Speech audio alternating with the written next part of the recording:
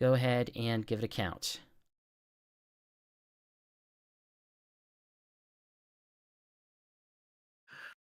Hello, and welcome to a very special episode of the Sonic Talk podcast.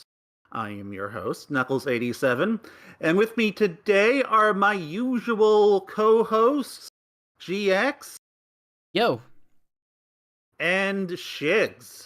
So, I want to pitch you guys... DLC State, podcast over. Goodbye. So, I want to pitch you guys on an idea. Now, hear me out on this. Okay. So, you know the idea of, like, having multiple characters in a Sonic game? Okay, you know how they've done that in the past. I love that idea. It's a wonderful idea. So what if... So you know how, like, in something like a Sonic Adventure or a Sonic Adventure 2, the way that they've managed that is to make them dramatically different and have, like, separate levels and basically, you know, have incredible amounts of inconsistency among them. Yes, and that's always brought a lot of issues in my view. What if most of them basically controlled the same as Sonic, but with small additional changes? Like, just like an extra ability or two. Yeah, that's what I've been advocating for separate characters for a while. I don't know if I've ever said that here, though, but yes. I don't know if we'll ever get that, though, will we? We're never gonna get the, just that simple of a solution. I mean, I think we kind of got in Sonic Frontiers. That's the joke! Dang it! I know. I know. There's an idea. Just have the characters control, like, the main character. Except with maybe slightly different animations, like you're doing Skylanders or something. Yeah, and like... I know a couple people on Twitter were complaining about... the characters, like, having homing attacks and stuff and being too close to Sonic. And I'm like, no, like...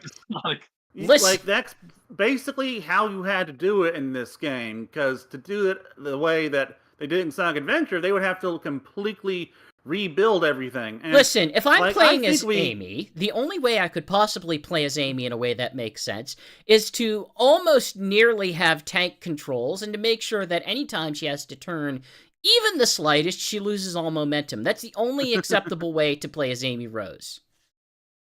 My only issue with her in this way too much is... drama to the point where Cindy Robinson's voice goes hoarse.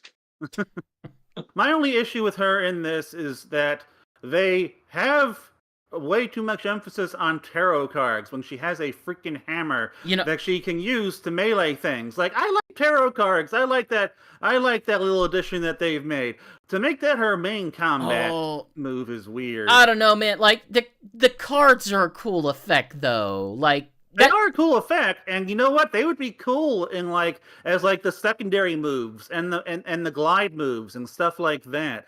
We don't need them as, like, her primary melee attacks. We need them as her primary melee attacks. Screw the hammer. It cards all the time. I want freaking... There was already a mod out there that I believe you can give Amy Rose, like, the Yu-Gi-Oh! Dueling arm thing. And it's like, yes, this is the direction that we need to go there. Time to duel, Sonic. So, like, yeah, we're talking about Sonic Frontiers crossover going. Sonic Frontiers got its final update a couple weeks ago. We've been playing it. I'm the only one who beat it legitimately, as far as I know. GX, he I got sick of its bullcrap. Is what I did. And Shigs, I think you... I do not have a Steam version. I have mine on Xbox, so I can't cheat, or else I would. Yeah, well, for me... I got up to the 3 Titan bosses, and that was it.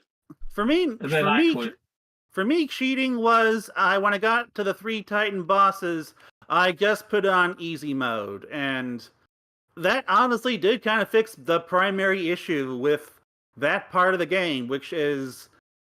Okay, look, the Sonic Frontiers parry mechanic has always been kind of garbage. I liked it because it functioned.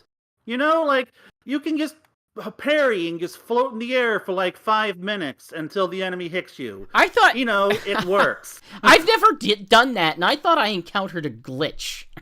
Yeah, I was like, oh no, that's just how that works. Yeah.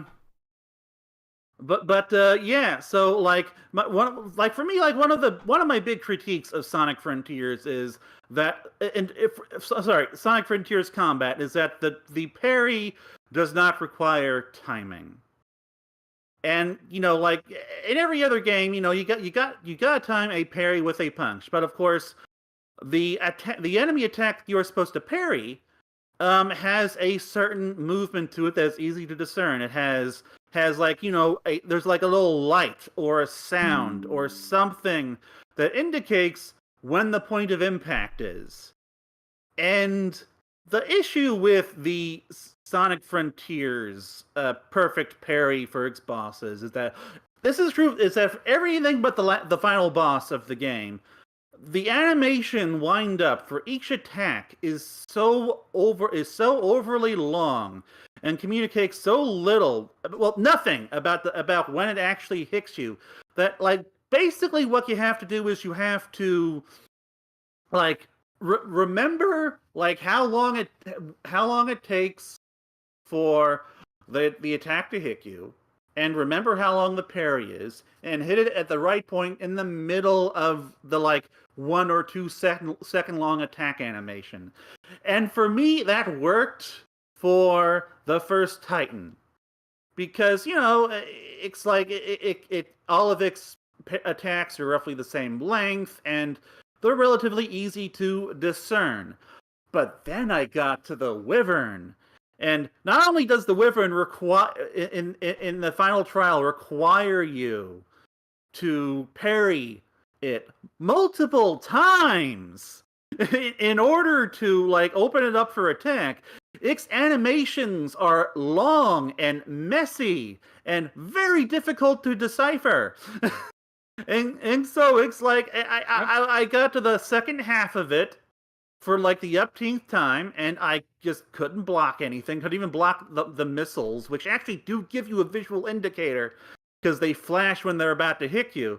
And I finally gave up. I switched it to easy mode, and it still took me a while, but it was actually functional on easy mode because the parry lasts longer through most of the animations. Like, I had fun on that. But this really is just kind of indicative of the larger issues of this DLC, which is, at least for me, it just has all of these weird design choices that make it way more difficult than it should be. I played in the wrong type of way. Yeah, I played... Like half the time it's the mechanics are telling you in a different way than what you're used to from this game. All of a sudden everything's different. I mean, I like a good difficulty. I played through Crash 4 all the way. I beat the game. And that is an incredibly hard game near the end.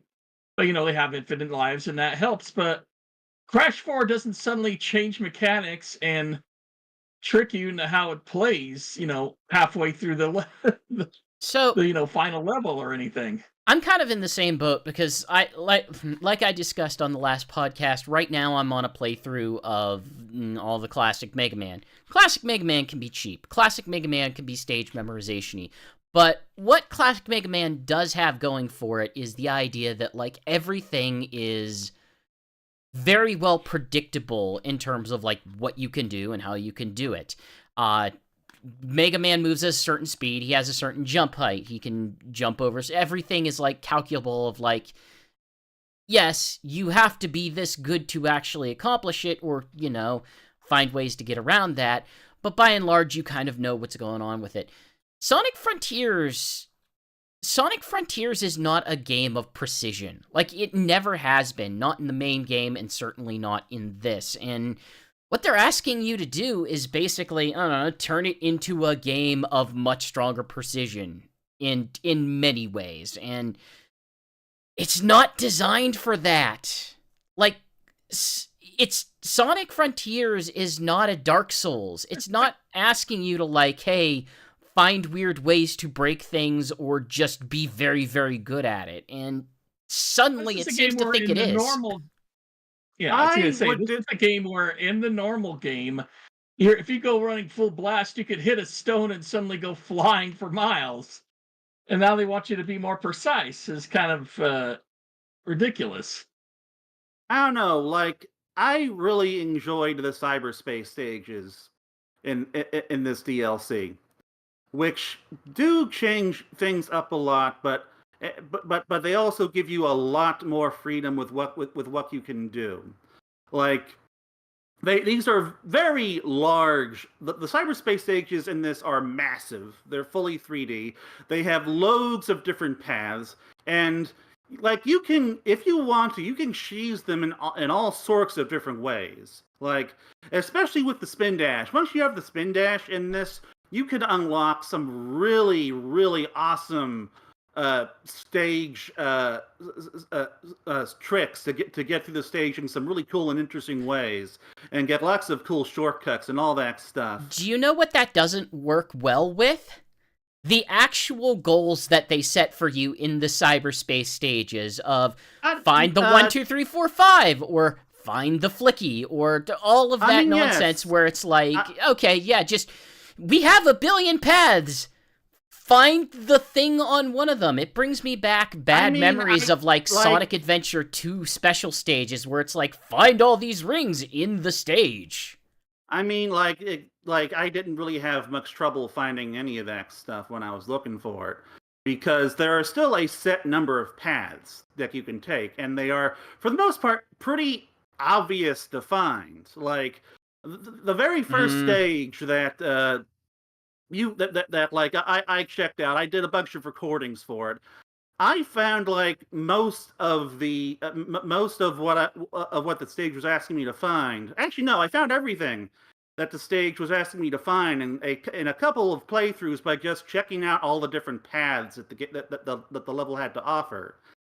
And like I ended up getting 2 of them in a single run, although. Part of the thing about these cyberspace stages is that you do have to go through them multiple times to find everything, because a lot of things are on different paths.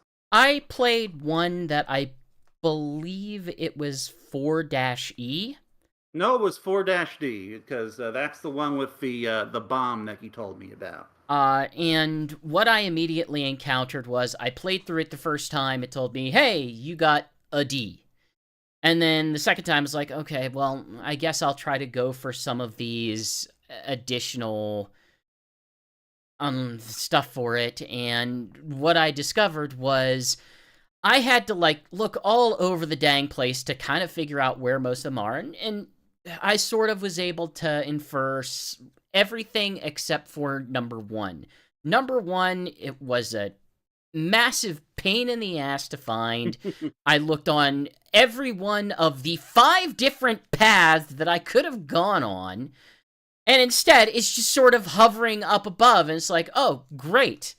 Now all I have to do is hit it at the exact angle it wants, or else, have to use a rail to sort of hit it at an extremely unpleasant angle, and then by that time, like, my timer is out, and then the bomb explodes, and it's like, oh, well, I guess this run is over. Great. So the bomb that you encountered, that was represented by an exclamation point, right? No, this was a bomb that hovered over Sonic's back and was set to a timer.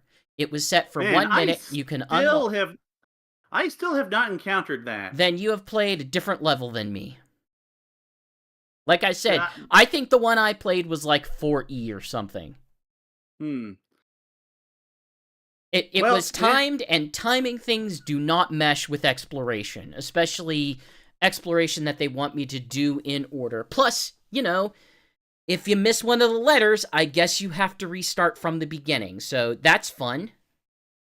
But the cyberspace stages, the other ones that I played, they each of them like introduce these unique mechanics, and they actually convey what they're supposed to be relatively well without instructions. Like there's a couple of stages where there's like these green nitroglycerin things that you can hit, and they give you like a special kind of boost that sends you forward and actually lets you destroy enemies. And both of the sages that use this like introduce the mechanic before they throw you out into the level, like basic game design stuff, obviously. But like it really does kind of like add a new. It really did stuff like that. Really add a new perspective, a new man. My brain's all fizzled right now. I'm feeling tired. They change the level. They change the cyberspace stages and how they play in interesting ways. And oh man. I'm gonna have to let you guys. I don't know. My brain's. I played feeling one weird right now. I played one cyberspace stage. Oy. I did not like it. It left me no reason to go to any of the others because it left me pissed off enough that I didn't want to have to frickin' deal with them, and it seemed like the game never really asked me to deal with them, so I didn't. Maybe there's more interesting stuff. I kind of don't care because my ultimate reaction to this is I liked the parts with the other characters. I thought Amy and Tails were very fun to play as, were very empowering within the structure that they had. I liked that they added a certain amount of verticality to it, and they added, like, there's an expected amount of jank to an open world game that you sort of expect. When you think of something like a Skyrim where, how do you get up that mountain? Well, you get up with it by just abusing the landscape as much as you can. Just find any spot of a foothold and just keep jumping up. Amy has, like, real strong vibes of that because she has such high jumps, and Tails, very similarly, it just feels like it's much easier to get places, and it's less restrictive of what is up in the sky. Now, even Knuckles has kind of been a point of contention because his stuff's weird. He will fall off a section that he's climbing if he, like, gets to the top and it's not something that he can climb directly on. His turning radius is a bit slow. It didn't bother me that much, but I guess I get it. But even then, I still had a pretty decent amount of fun with Knuckles. Anytime the game asked me to be Sonic, that part was just absolute garbage. It was just awful. It was miserably designed. It was overly difficult. It just made absolutely no sense, some of the design choices. Alex, you had an okay time with the towers. I found the towers to be reprehensible. Well, the 1.5 towers that you played. The 1.5 towers that I put up with, and then it decided to break because it doesn't respawn homing points, so it's like, you know what, I'm done. If the game's not going to respect my time, I'm not going to play by the game's rules. And I just frickin' cheated. What I loved about the towers was that it felt like they were using the... Can I actually, before we... Right. I want to ask a question out of context. How do you feel about the 4th island in the standard game? That was the one with the first set of towers. I really like that island. Okay, so you were already prone for Pro Tower. Yes, I really enjoyed those towers. Yes, I thought it was a very low point of the game. Out. It felt like that's where the game got rushed and out for delivery because it's just one island with a bunch of towers. And no, it's not even one island. It's half of an island you've already been to. Like, it's the other half of the island that you started on that they just blocked you from getting to. And if you try to get back to the main island, from the 4th Island tower section, it says, no, you can't go that way. We didn't put a wall here to prevent you. We just put a message to prevent you. What I enjoyed about most of the platforming in this game, and I preface most because for me, about 5% of the platforming in this game was just complete and utter bullshit. Like, yes, Tower 2, that is the worst tower. And that is partially because the homing points, as you said... Also the worst trial. The homing points, as you said, just don't... Oh, no, that was a fine trial. But the homing points don't respawn, which is a baffling design decision. And it kind of adds to the overall feeling that this was something that they didn't play test properly. Because, most people are not going to get this tower on the first try, and they are going to fall. And then they are going to have to climb back up again. So why wouldn't you just put some balloons there that respawn instantly? I have a thought. What if you, let's see, as we understand the concept of it. Because challenge. What if instead of a tower, you made a level? And that level doesn't have to exist in the proper map because we have a structure to make levels in the game. And then what if you, made it roughly as hard, but didn't have to have the verticality aspect of it, and then you put on checkpoints, which is something else that the game has. That's just a cyberspace level. Kidding. Yes, it is. So, but what I enjoy about the platforming in this game is that in this DLC is that it makes some for when it's working well. It does some really interesting, complex sequences that are just a joy for me to play. I love scaling the towers. I love actually having to think about where I'm navigating and not just kind of being bounced around on springs and stuff. It felt like this was the first time that they really tried to give you some serious. Demand some serious platforming chops out of you in this game in a way that they didn't really in the base game outside of the cyberspace stages. And so and the level and they were more open as well.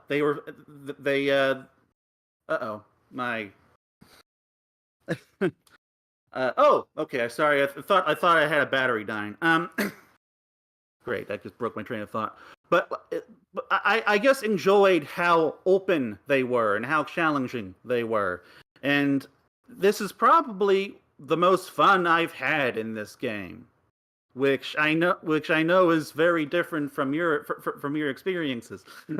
but it's such a shame to me that they didn't polish it better. That they didn't work out some of the obvious quirks, because if they had, then I would have significantly more love for this whole situation instead of just kind of this weird mix of I really enjoyed that and this annoyed the hell out of me. I did not experience any of that. To me, a lot of what it felt like was, hey, we took the platforms that we put in all throughout the game, we've crammed them together in, sometimes reasonable manner, sometimes not, and then we put them at weird angles. I never felt like it was, we made these really cool platforming segments. It made no, we hacked together some platforming that is not really built to be a bespoke experience. It's just built to have a bunch of platforms at weird angles. Hey, sometimes you can spin dash up them. Most of the time, you're just doing more homing attack garbage. Here's a platform with a tiny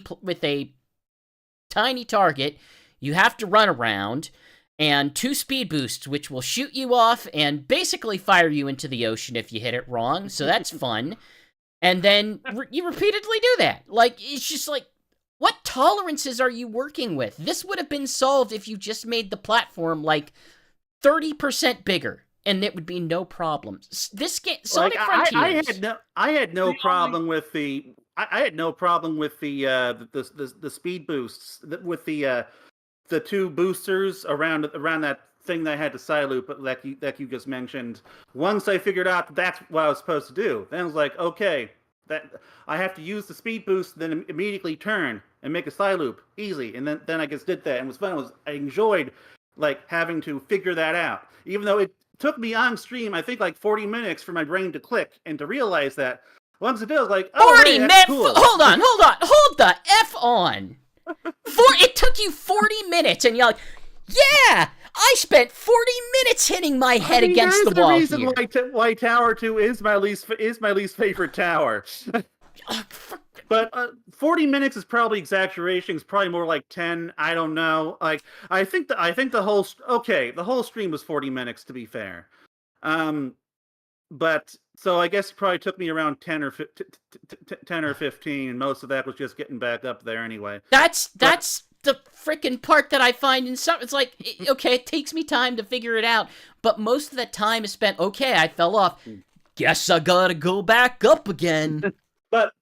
But no, for me, the fun was in like figuring out the sequences and mastering them. You know, like just standard platforming stuff. I don't. I'm getting flustered again. It would have been immediately better if it just wasn't a freaking tower. Like, the tower stuff is so abstracted away. It is so reliant on just building everything out of the same goddamn assets that the whole game is made from. Sonic Frontiers does not have, like, a wide variety of aesthetics to begin with, and they stretched them so dang thin. And I mean, let's be honest, like, we should not have been expecting lots of brand new assets from free DLC anyway. No. The whole game is like this. It's not just this expansion. Like this. Like, yes, this is a Sonic Frontiers problem.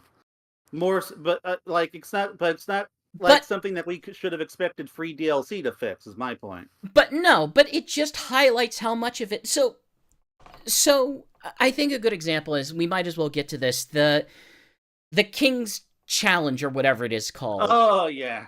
So all of that is, it's not anything crazy or new. All they've done is they just make you fight the bosses, all three of the core bosses, again, with extra stipulations. Number one, it highlights that it's absolutely pointless. Why would you make the player fight all four bosses again? Well, that's just stretching to stretch. The design point of this was to force you to master perfect parry, which, as we established earlier, is not something that this game is actually designed to facilitate. And those bosses especially were not designed to facilitate, but there is a game design reason to have you do it. Now, certainly, they didn't have to make it as hard as they did. They didn't have to, make it so that you only have 400 rings and have absolutely no way to refill, because then there's just no margin. There's just no margin for error in that trial. But none, even on easy mode. Why? Number one, why would they make you do all three in a row? Like that. Number one, that's miserable. Number two, no, I reject it. Why would you not at least let you collect rings in between bosses? And just let you do a side loop to get rings, get you some rings somewhere, so you can at least have no problem with a boss fight marathon. And number two, I reject the frickin' premise that, there's a gameplay reason for this. Like, no, they had no problem building other kill rooms that weren't fighting bosses again to teach you, some sort of ability. No, this is bullcrap. This does not, teach you it. It's just a massive reuse of elements, and it really goes to show, it was a very firm reminder. Don't put words into my mouth. I didn't say teach. I said force you to master, which is a very different thing. Sure. But it also just raises the fact that, hey, how much of these boss fights are freaking cutscenes and waiting for the boss to do something? Yes. Like, everything in this is a goddamn waste of time. It's just everything in this game is stretched, and there's not enough content in this expansion to justify how long it is. It just feels like treading a lot of the same ground over and over again, but now even harder than if you were playing on hard mode. It's nonsensical. It's absolutely nonsensical. I pretty much agree 100%. I mean, it's just difficult for difficulty's sakes, but not in the right way. Like I said, Crash 4, very difficult, but you're still working with the mechanics. This here, sometimes they just throw out the mechanics you're using, or do stuff as like twist the camera on you so you're facing the wrong way when you're trying to go up a tower. Well, that's just poor camera programming. Yeah, but it all adds up, Alex. Like, no, I'm not saying that's. I'm just saying that's not them trying to challenge you. That's just poor camera programming. Yeah, like they're poor design, which Sonic Team is kind of legendary for in a lot of times, and some of their 3D games.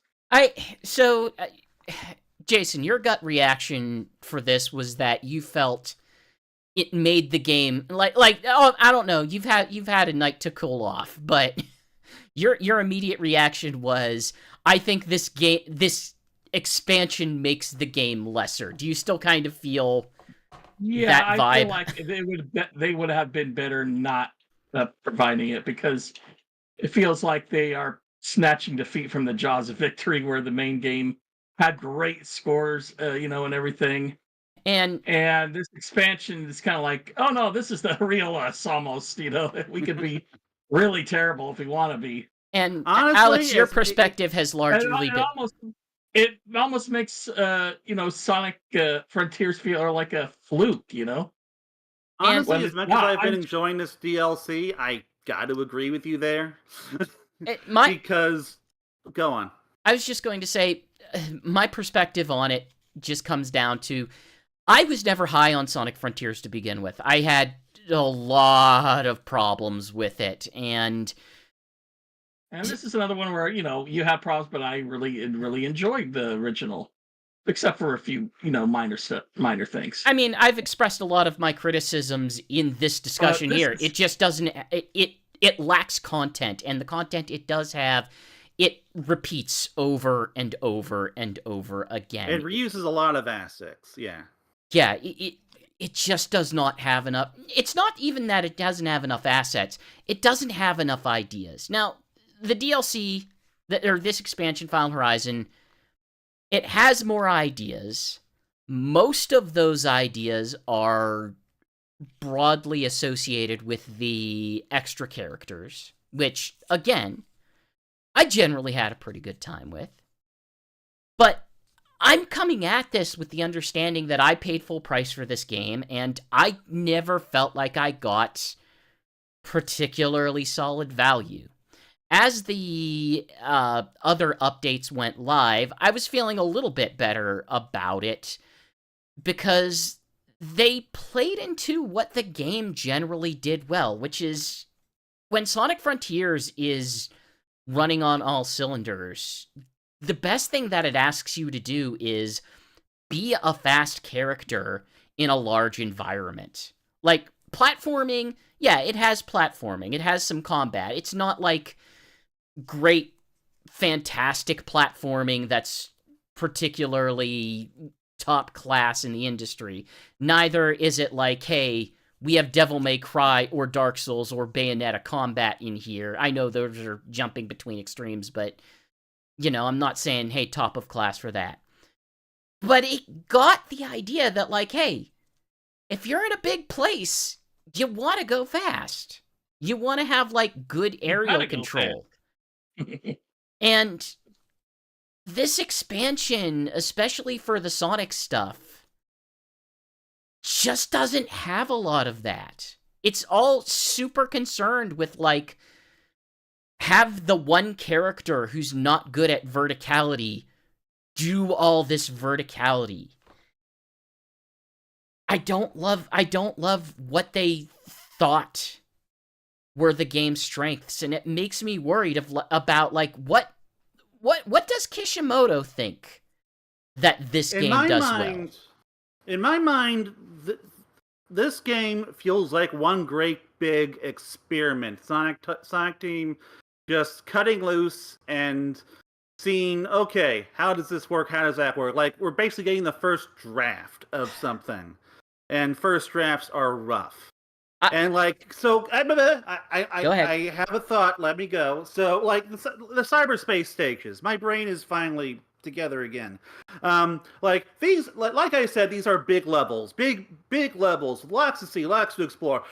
Like I have not played Sonic levels like this basically ever, but like I haven't played Sonic levels with that had remotely this amount of freedom since the adventure days. Like these feel very different from what Sonic Team has made over the last decade, and like I find like, and that's part of what makes them so fun. Like they are extremely experimental. Like I said, so like there's one that gives you a special boost. There's one that will like have you like outrunning mines. Some of them have like platforming around a certain area to collect coins or finding flickies. Like like it encourages you to explore a level in a way that Sonic games haven't asked you to do since the treasure hunting days. I'm gonna retort that by saying it doesn't ask you to play those levels.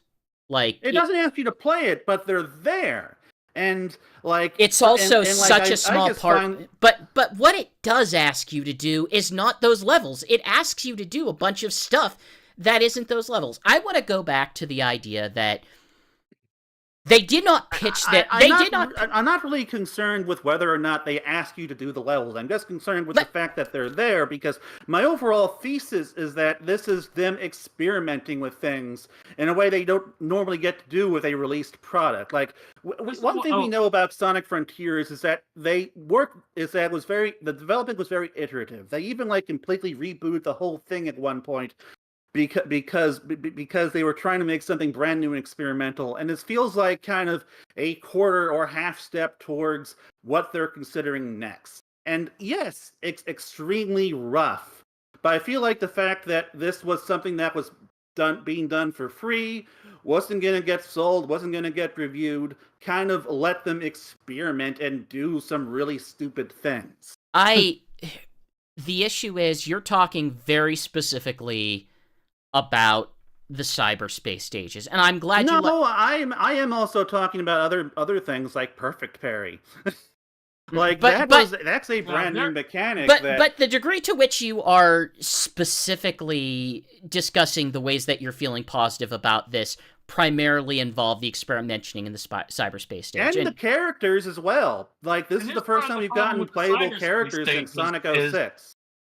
That was also very experimental. It just worked better. Sorry, go on, Shigs. Part of the problem with the cyberspace stages is, and even if you get, there's no feeling of reward unless you have to do one of the missions. If you get from point A to point B and you don't get it within a certain time, you don't get any reward, even if you exit the level. For me, the reward is just beating the level. But that's my reward. But what I'm getting at here, what this was pitched as, whenever they very early on say, hey, we have 3 separate things. It was pitched as new characters, new story. I beelined those specific types of things because those were the 2 things that I was most interested in.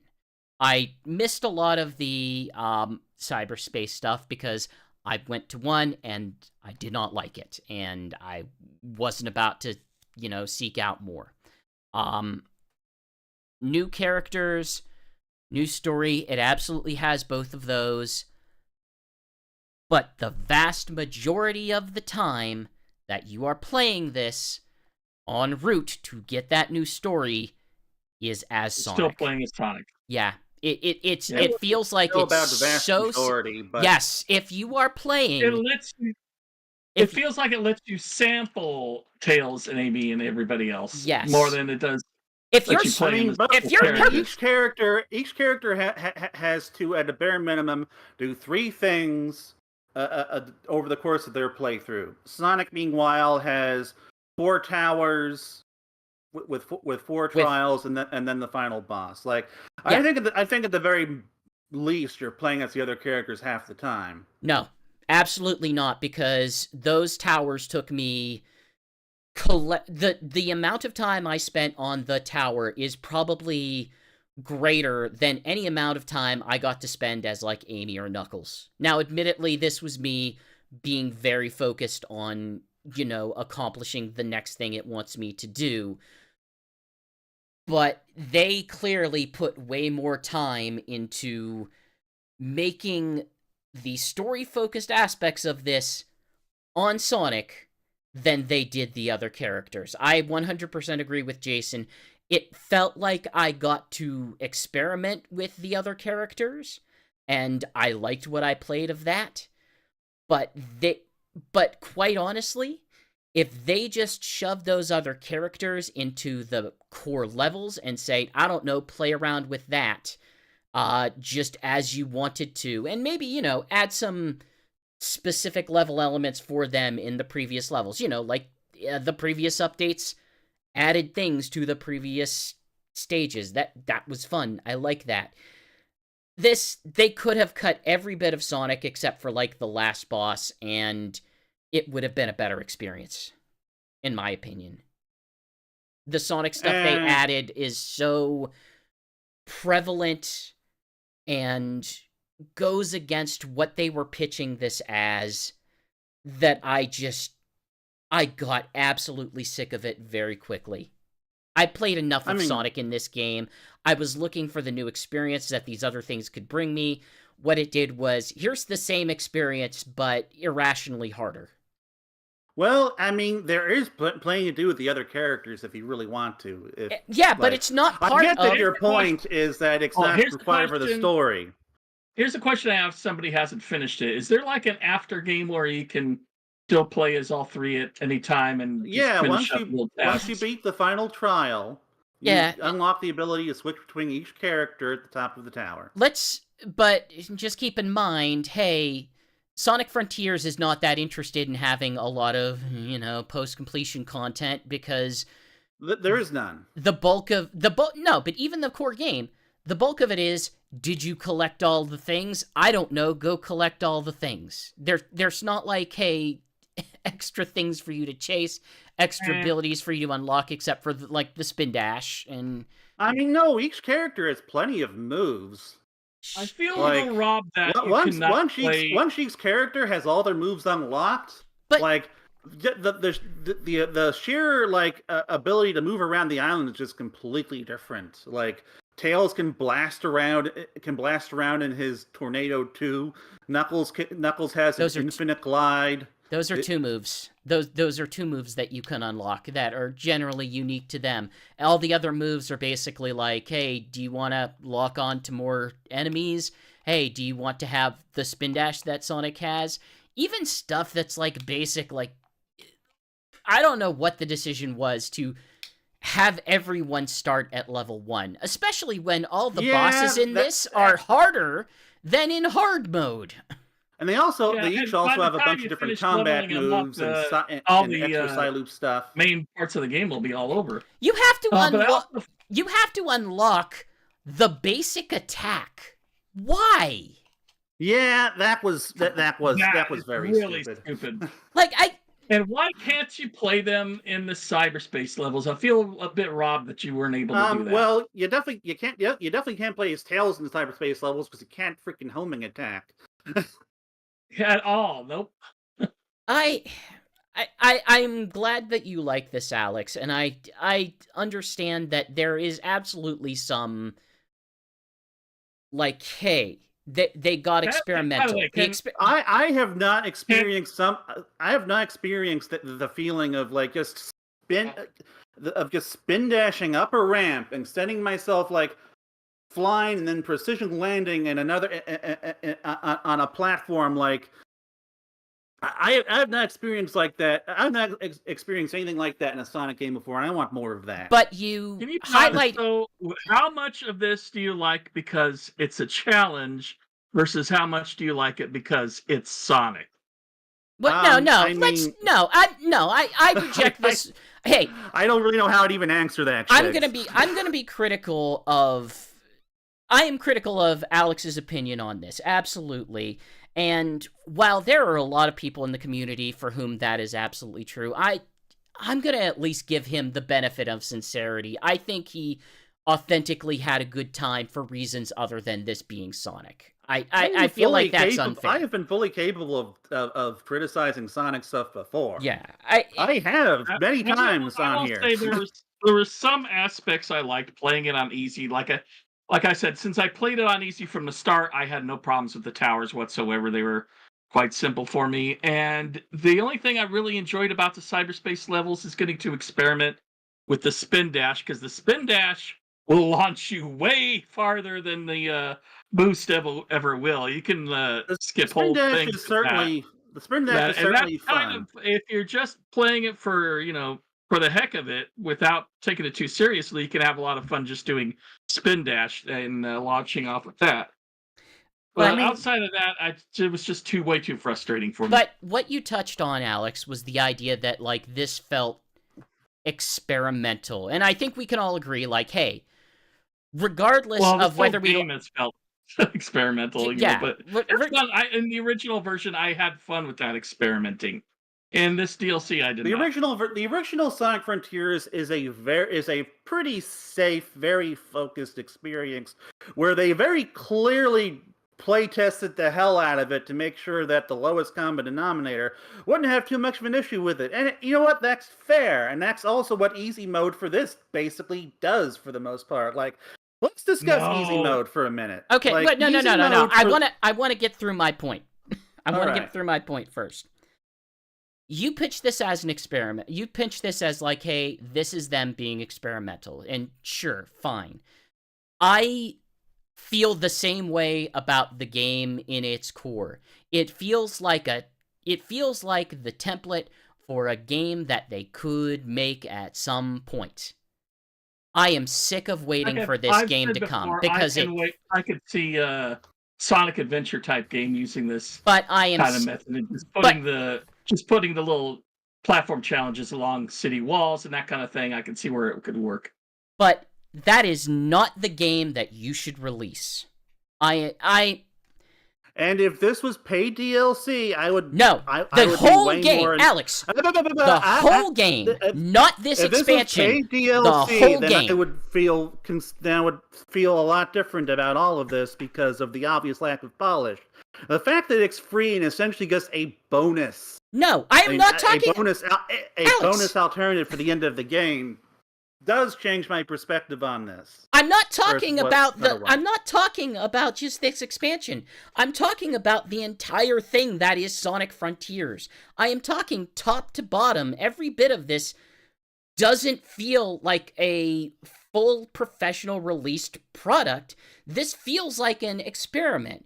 In some places, it feels like a successful experiment. In other places, it feels entirely half-baked. In other places, especially in this expansion, it feels like quarter-baked. But all right, that's fair enough. The point I'm trying to get at is, like, when are we it feels like every time we say that, it's like, well, this is the template for what they could do next. Well, this is the template for what they could do next. When are they freaking gonna do it? Because it looks bad. Like, when are we getting this delivered on? Because, like I said, I didn't feel good about the value proposition of this game before it. And I can tell you, the value proposition after Final Horizon does not feel any better. I don't feel any better about, like, hey, should you play this game? Is it good value for experience?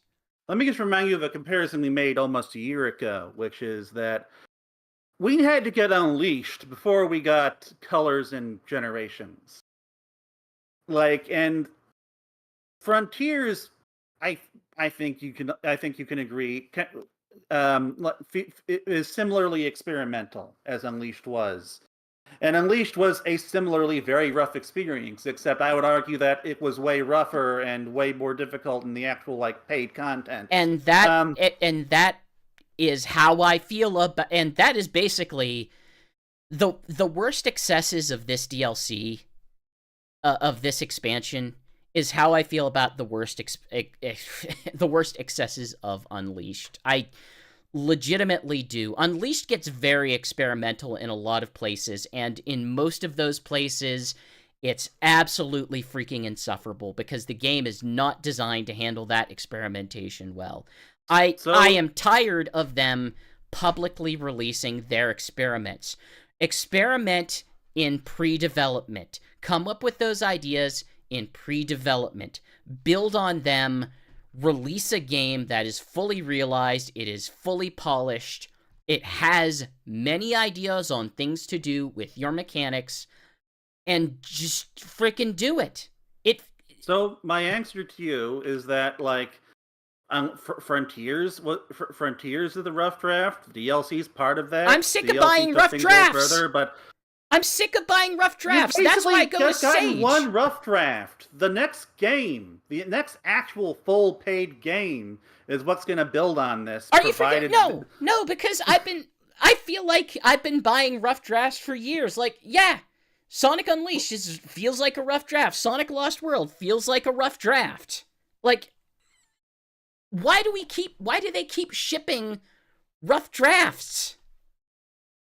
Well, I think part of Sega needs money. Succeed, they kind of screw up a bit later by making things too simple and easy, like Sonic Forces. You compare like Sonic Colors, which I love Sonic Colors, but they decided, oh well, this was very successful because it was easy, so let's make Sonic Forces really easy, and then that did not work out too well. But what shouldn't playtesting help you figure this stuff out? Like, this game got a lot of playtesting. Like, we know that. That's probably why stuff like the parry is the way it is. But then we still wind up with stuff like, hey, every task that you have in the game is to collect one of these many identical collectibles. Like, every part of the actual level design in it is, here's a bunch of generic platforms in the sky connected by rails. Like, it's ridiculous. It's absolutely ridiculous. At this point, we're basically just relitigating our thoughts on the original Frontiers. I mean, that's my feelings on it stand, and like I said, this expansion, I was hoping it was going to change my mind on it. The way it started, you and I did a stream together. The way it started, it was pretty cool. I was playing as Amy Rose. She could do this crazy jump. It was a little bit hard to navigate, but there was cool things to do with it. And then it decided to put a bunch of bullcrap in front of me and move away from the things that it was doing well. And it just ticked me off. So, we should probably at least touch briefly on easy mode. Because I did do a brief run of all the towers on easy mode right before the stream, and it really does kind of feel like Sonic Team was even aware of some of the BS that they were putting in there. Because Tower 2, those non-respawnable walls. Yeah. In Tower 2, there's those, and then there's also balloons that you can also home in on. Like, all of the towers are significantly more guided experiences in easy mode versus normal. And like, to me this feels like Sonic Team hedging its bets against some of its design choices. But it also does just make me like wonder what made them think stuff like non-respawnable walls was a good idea when they clearly realized, oh hey, we should put these balloons here just to keep players from being unable to come back walls. Up. Like, what was the thinking there? I don't know. But regardless, easy mode, in my mind, does like paper over a lot of the game's more terrible design decisions. I think it makes the perfect parry way easier to do. Oh, like, trust me, it's like 5 times as. I went into mods to be able to just consistently do a perfect parry because I didn't want to freaking deal with it. And I can tell you the precise amounts of. Still the exact same way, right? It's just L and R, but it's more about timing. Perfect parry requires timing, yes. So the perfect parry has very specific timing windows based on a number of milliseconds. The perfect parry in easy mode is 1 second long. You have a 1 second window to do that, which it seems reasonable, fine. If you move to medium, it's 1/5 of a second. You have to be 1/5 of a second accurate. If I you still can't beat the Wyvern boss. That is impossible. If you go to hard or extreme, it's like less than 1/10 on extreme. And what's frustrating is, to me, perfect parry on easy mode simply works. Like, it functions. It works well with the animations that you get. And so, like, you are able to actually time it to the attacks. But for whatever reason, like, Sonic Team just didn't think to just keep that standard and instead just think on normal mode, yeah, like I've already talked about the lack of visual indicators. So it's like, I don't know. This is DLC I will be coming back to. I actually, playing as the alternate characters, I got pretty close to 100%ing the map with them, I think. Like, I got most of the gyroscopes, I got most of their challenges. So having a lot of fun with them. I spent a couple hours on each characters. I'm gonna be releasing some footage of them maxed out on YouTube. Actually, some of it's already out. But although I'm probably never going back to. Oh, wait, no. And for Sonic, I will be revisiting all the cyberspace stages, and I'm gonna see if I can beat most of the challenges, because I don't know, like, at the moment, from what I've played, I've really enjoyed what they've offered. But in any case, I want to talk about do we have anything else to say? Yeah, I want to talk. I think there's 2 things that we have not touched on that are important. Oh, the story! But first, like, the final boss. Because the final boss is still gameplay section. The final boss is, if you know what to do, it's fine. It's okay. It's not the best boss in the game, but it's fine. If you don't know what to do, they help you in no way whatsoever. It uses mechanics that are never necessary throughout any other point in the game, and that mechanic is the ability to shift targeting. There's apparently you can do that with Knight, but of course we didn't have to, and it's very none of us did. And it's very unintuitive because you do an action that does something else. There's no reason to think that it would do something meaningful like that. What we're discussing is the final boss requires you to perform this action. At this point, we're just saying it as a public service to anybody who might not. Oh, right. Spoilers. Thank you for reminding me. I will, because I probably would have just blurted it out. Yeah. The final boss has 2 things that it does. It has 2 aspects to it. Primarily, the game defaults to targeting its head. And the problem with this is it has this massive tube on it that will continuously heal it. So any damage you do to its head, while it still has the tube attached, is absolutely meaningless. It doesn't explain this mechanic, it just sort of does it. You can kind of figure out, like, this is what it's doing. What they expect you to do to shift your targeting to the tube is you have to land an attack on the head, then you have to press one of the shoulder bumpers to, number one, all this does a sideways dash, and for some reason, they've decided, oh, this is also how you shift targeting. This is never a part in the game at any point in a meaningful way. Yet you can do it throughout the game, but it's never taught, it's not clear, and it just doesn't make a lot of sense why you would attach that to that particular move. I feel like I've probably done this by accident a couple times in the regular game, but because I never needed to, like, I never really thought about it. I was like, oh, okay. The other go on. The other thing that it does is, at a certain point after you commit enough damage to it, it opens up this hole in its back, and you are just immediately set to target the hole. If you attack it, it doesn't do any damage. If you, I don't know, fly around, it doesn't do anything. The expectation is that you have to do a Psy-loop on it, and that is not just the hole, that is the gun that it was holding. It didn't look like the gun, it doesn't protrude like the gun, they just expect you to know, oh, you do a Psy-loop on it because reasons, I don't know. If you do not, it will heal the enemy, and it will decide to instant death you. Oh, that didn't happen to me. It happened to me.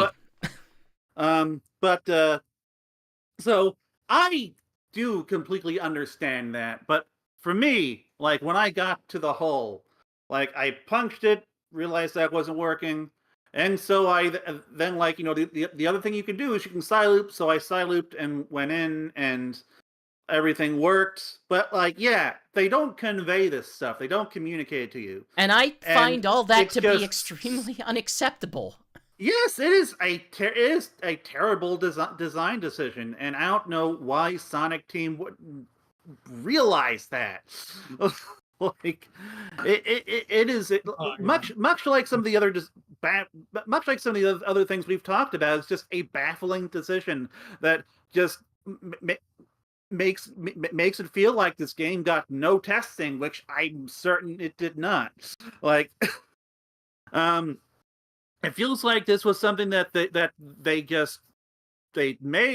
played a little bit to make sure everything functioned, and then they sent it out into the wild, and hence it has all these absurd and weird issues that for whatever reason they didn't think would be a problem. But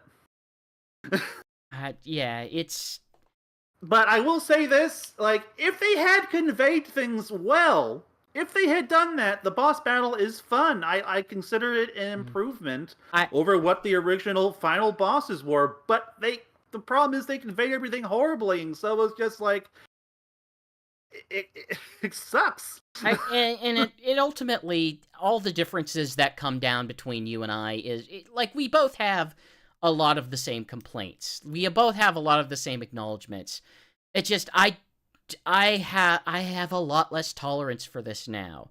Like, Sonic, I don't just sit around and play a lot of Sonic games anymore. I expect them to respect my time more and respect my attention more. And Sonic Frontiers, both this and the original game as it is, just, it felt like it was just constantly wasting my time with things that it doesn't explain and did not really hone well. And well, you already know that my ADHD brain just loves having to perfect runs. Like, and this is a game that when it's working well, which is most of the time for me, appeals to that part of my brain really strongly. Like, the cyberspace stage. That's why I love the cyberspace stages so much, because not only are they just so fun for me to just try over and over again, but they give me so many different things to try that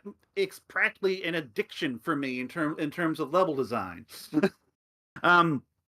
But yeah. I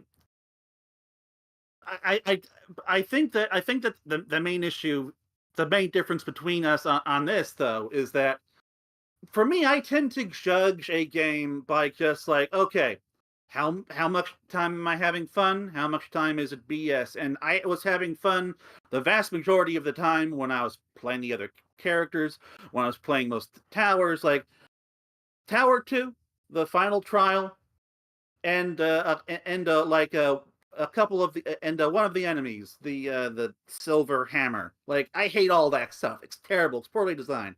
The ending boss has some real serious conveyance issues. But I've had so much fun throughout the rest of this. I can't hate it. Like, my brain just can't hate it.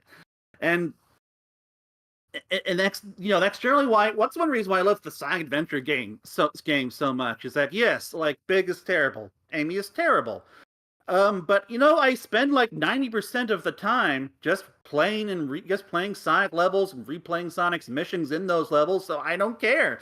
Like, it's a small part of the game for me. And the place where I stand on it is, if there's enough sticking points, if there are like some real major roadblocks, then it just kills the entire thing for me. And if I go back to Sonic Adventure, if I go back to Sonic Adventure, there's a lot of Sonic stages. There's Sonic Adventure 2. There's some Sonic and Shadow stages. Great. I don't want to play as the mech. I don't want to play as the mech. I'm sure you're telling me to play as the mech, but this isn't fun, and I don't want to do it. I don't like the treasure hunting stages, but like,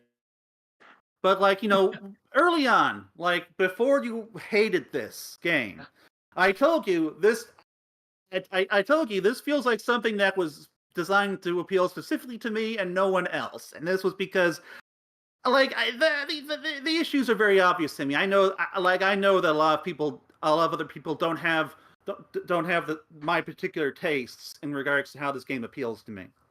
There was one other person I met that I was discussing on the forums whenever I presented the absolute BS non-responding wall, and their response was like, oh, I like this as a form of player punishment. If you miss the first thing, you can actually jump onto the tiny ledges alongside there, and it's very difficult, but you can do it. And I'm just sitting here tried thinking, it. No. Yeah.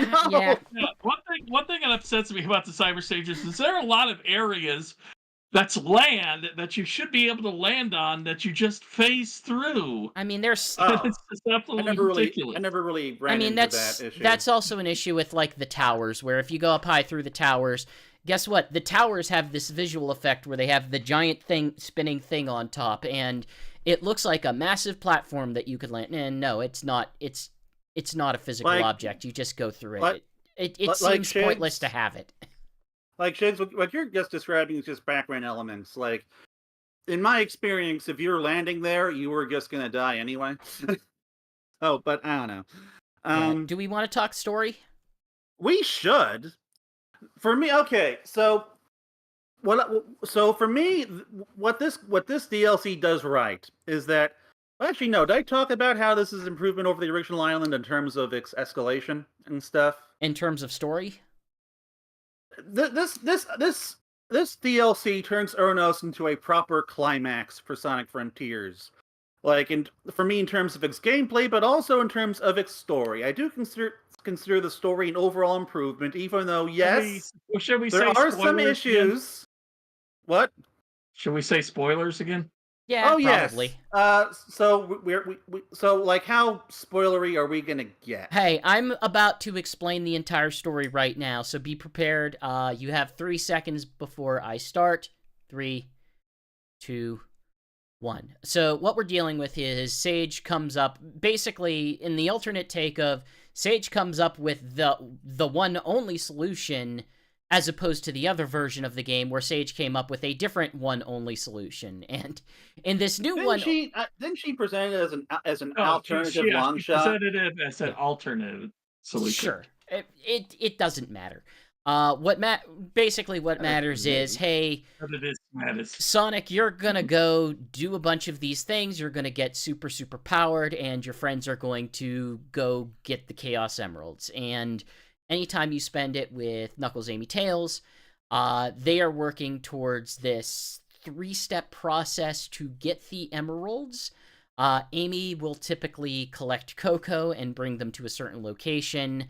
Knuckles will punch these Coco. I don't know why you're punching a Coco. He punches these things called impact points, It's which just, help yeah. to unlock the Chaos Emeralds. And then Tails goes to a computer to, I don't know, hack the barriers around the emeralds. The Chaos Emeralds have been moved from their original vaults to new higher security locations, and Amy, Knuckles, and Tails have to work to find those locations and unlock them.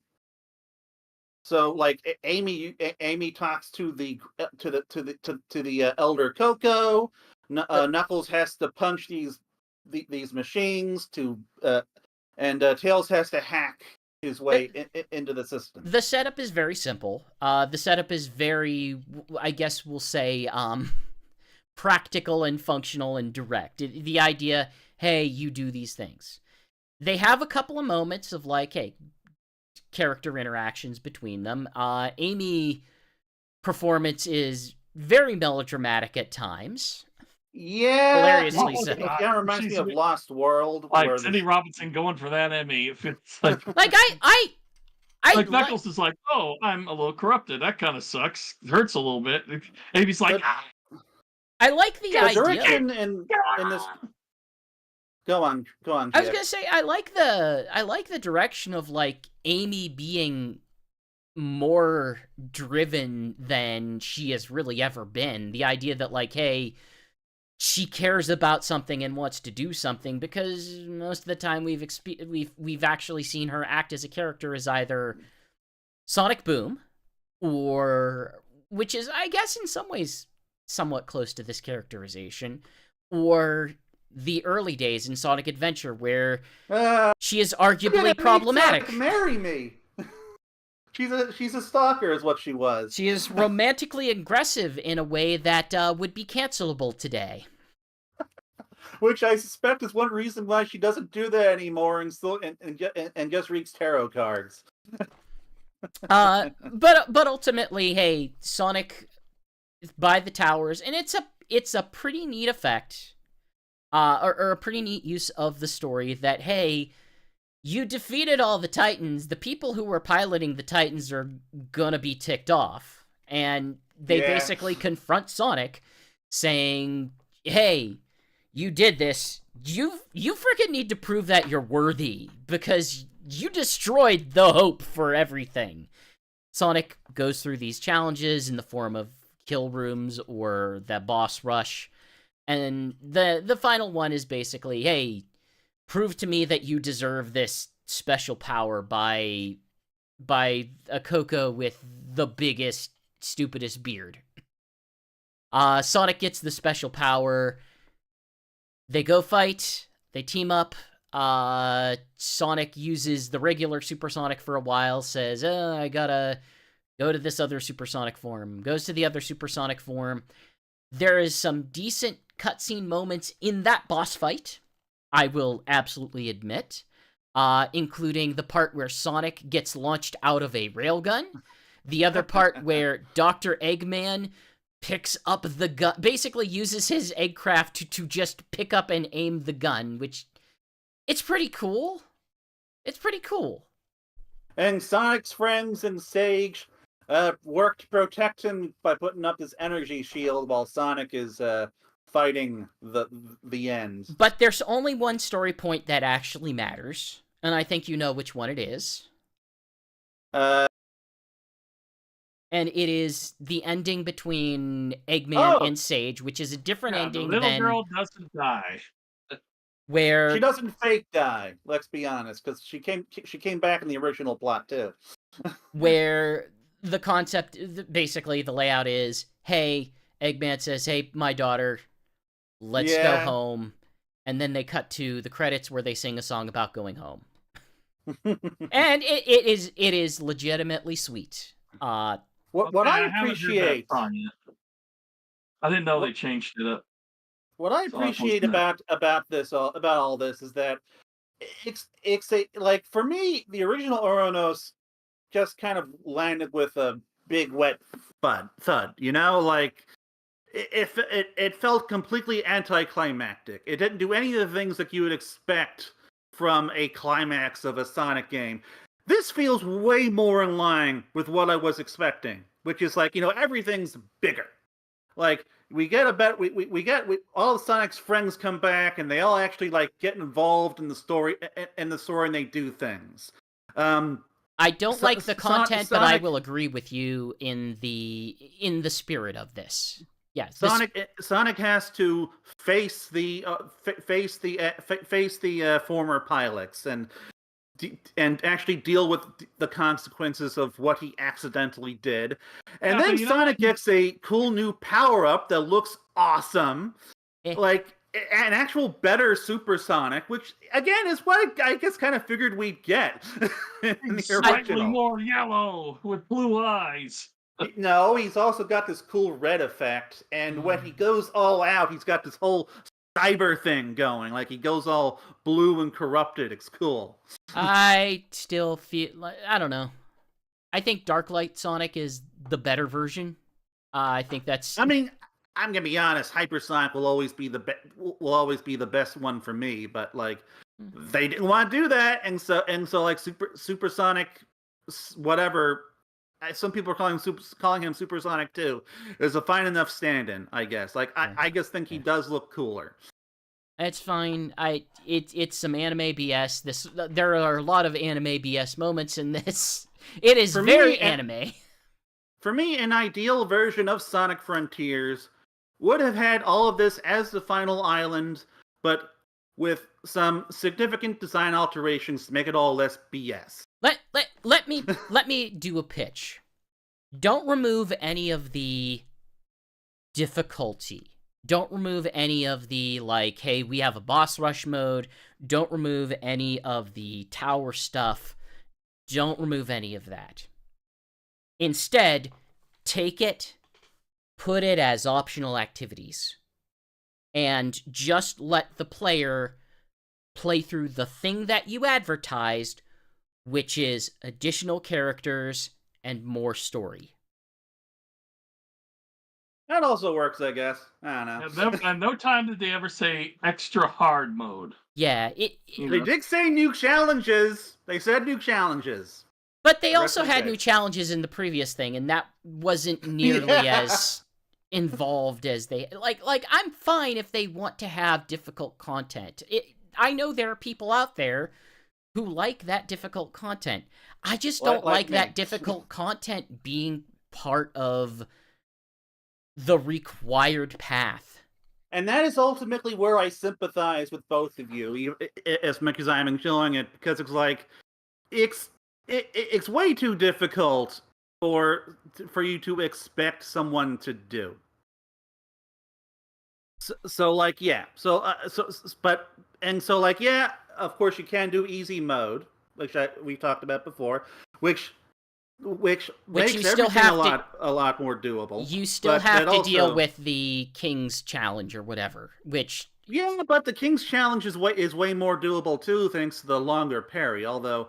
But you're still dealing with frustrating. timing. Yeah, like Jason talked about in chat before, like, hey, whether or not it's the parry's easier, you're still dealing with an incredibly short amount of time. You're still dealing with them stretching out those battles by you just injecting cutscenes again and again. It's not... This isn't core path content. This is, I want extra challenge content. It doesn't make sense. Like, even like, hey, you're reusing it. There are ways that they could have handled this more elegantly, and instead they just sort of put it on the critical path, and none of it belongs on a critical path. And of course, ultimately, if you don't want to touch any of this, there's always the original Uranus Island. Yeah, I mean, it has a good boss fight at the end if you play on hard. Arguably, it has a better boss fight than the boss fight that they provided here.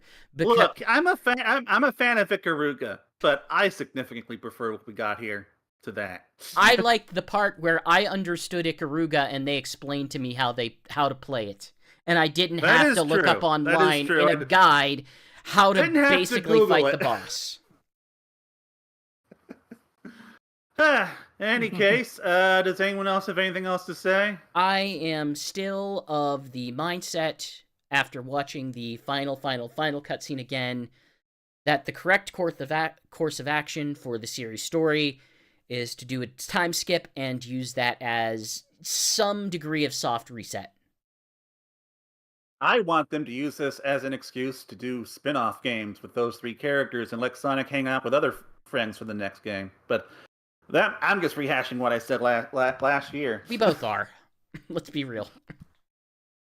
Jason? I'm just happy we're getting a classic 2D game in the next 2 weeks. Yeah, that's the thing that this expansion has really done, is make me legitimately get excited for Sonic Superstars, something that I'm pretty sure that I can at least enjoy.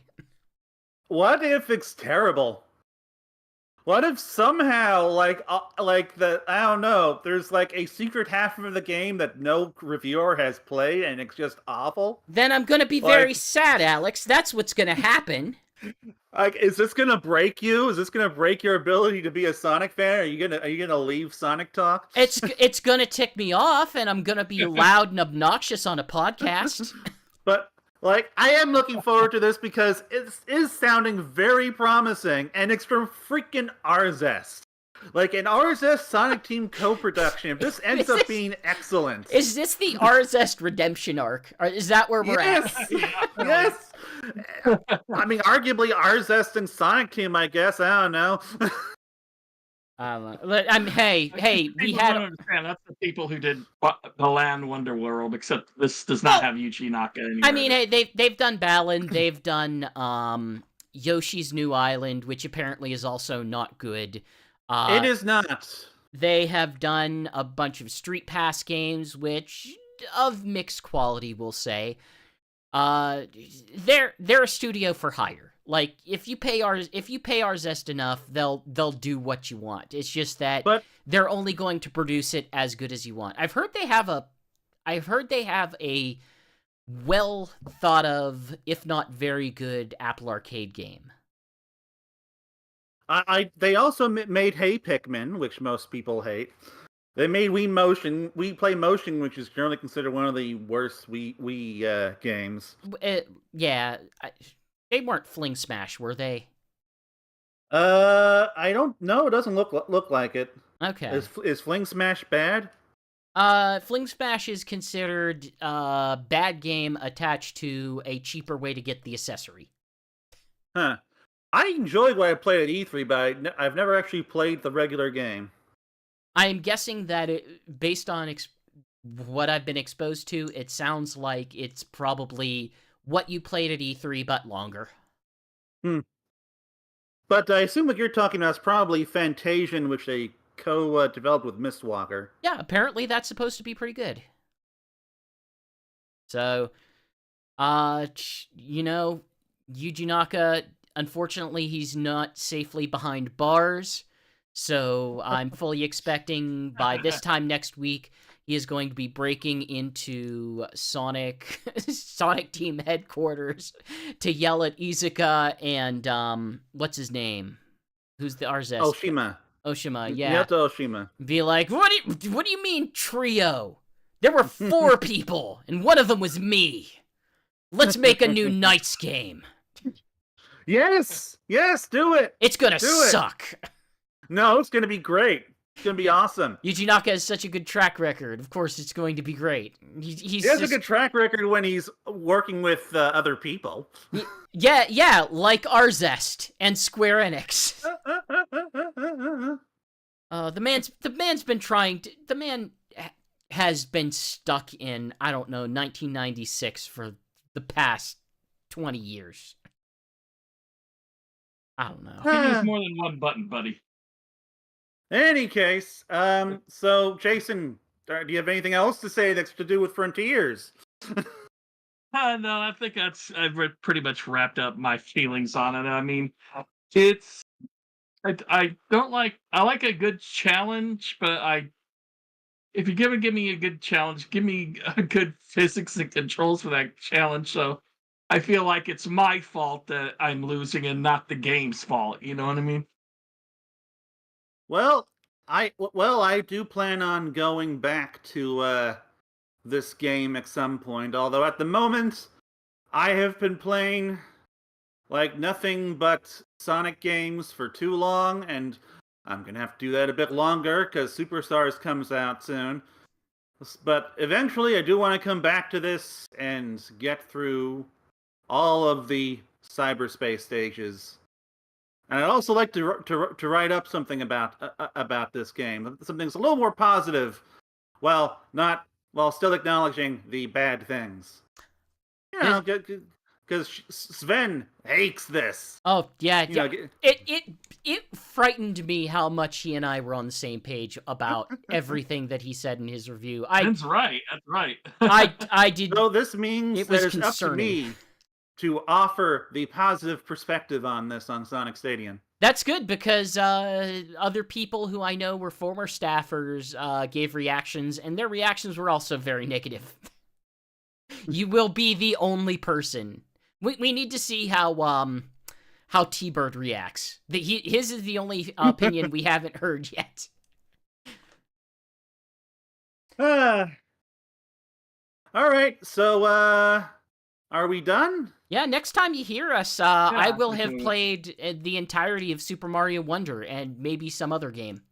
I don't know about the entirety of Super Mario Wonder because the next time that you'll be hearing from us will be on the